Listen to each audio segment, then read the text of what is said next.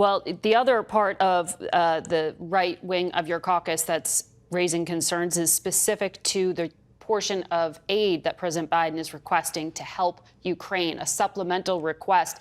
44 billion, 24 for Ukraine, 16 billion for natural disasters, 4 billion to fight the flow of fentanyl.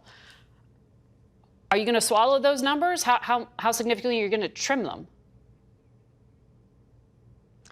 Well, look, I think a majority of House Republicans would prefer that those core spending items, not so much the FEMA emergency numbers, but the other numbers be handled through the existing budget and appropriations process. And that's going to cause concern for a lot of House Republicans, not just conservatives in the House conference. We'd like to see that incorporated in the budgets that we're already negotiating now.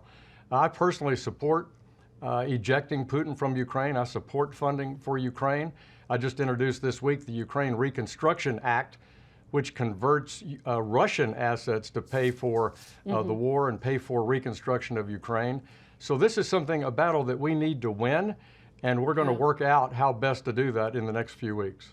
Well, another battlefield where Russia has been active is in Syria. I know you just paid a visit there. First time a lawmaker visited since 2017 when John McCain went. I'm wondering why you did and what it is you're asking U.S. allies to do. Well, I wanted to see for myself the death and destruction caused by 12 years of Assad's brutality against his own people. He said, keep me in office or I'll destroy the country, and he's certainly done that. Just last week, Russian aircraft flew 41 sorties, killing some 40 people in Syria, including 15 children.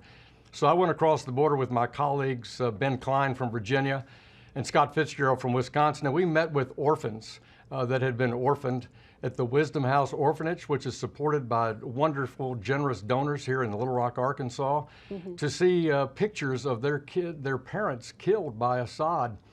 What we need is for the whole world to have a political solution to Syria.